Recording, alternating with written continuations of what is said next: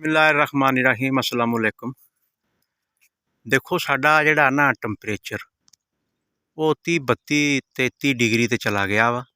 ते इत्थे आके ना अगर असी सुस्ती या गफलत करांगे ना तो साडी पैदावार जिहड़ी ना वो मुतासर होएगी। मैं हुण जिस खेत दे विच फिर रिहा ना, अल्हम्दुलिल्लाह इहदा कद्दो कामत सिट्टा वैरायटी भी बहुत अच्छी है, अकबर 2019 वैरायटी है।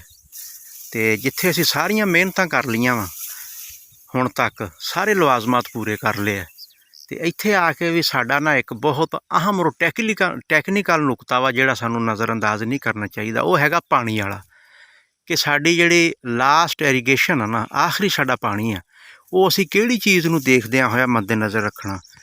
सब तो पहली गल तो मैं करांगा कि तुसीं सिट्टे दा बगौर जायज़ा दाने दा लवो।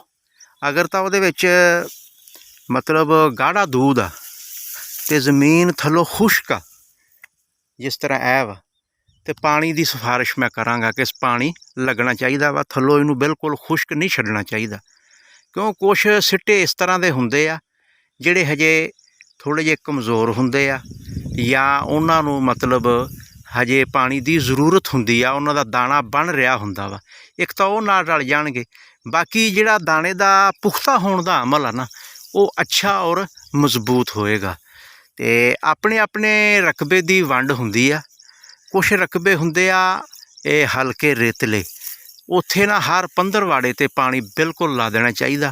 तो जिहड़े बहुते नशेबी इलाके आ, बुढ़ दे रकबे आ, तो अगर थल्ले वत्तर भी उन्हां दे होवे तो फिर उत्थे पानी अगर आपां स्किप भी कर देंगे ना तो उत्थे नुकसान नहीं होएगा।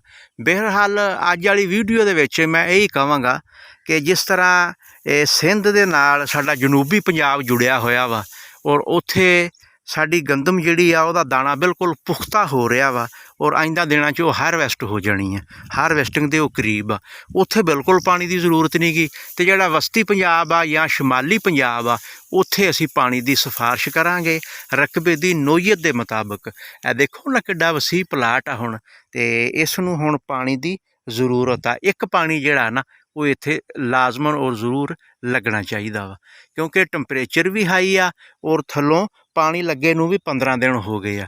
इस वास्ते एक हल्की आबपाशी जिहड़ी आ वो इंतहाई जरूरी आ। पानी दे नाल ही इसने पुख्ता होना वा, दाना पिचकेगा नहीं, दाना सेहतमंद होएगा, मोटा होएगा, जमीन च वत्तर होएगा, गंदम गिरेगी नहीं। अगर जमीन खुश्क होएगी, थल्ले उहदे वत्तर नहीं होएगा, तो फिर पानी अगर असी लेट करांगे तो लेट करन दी सूरत दे विच साडी गंदम दी जिहड़ी फसल आ वो गिर जाएगी, तो गिरन दे नाल साडा नुकसान हो जाएगा। इस वास्ते पानी दी जिहड़ी आ एहतियात ये मैं अज वाली वीडियो च कर रहा वां। पानी जिहड़ा वा वो लाजमन लगाओ।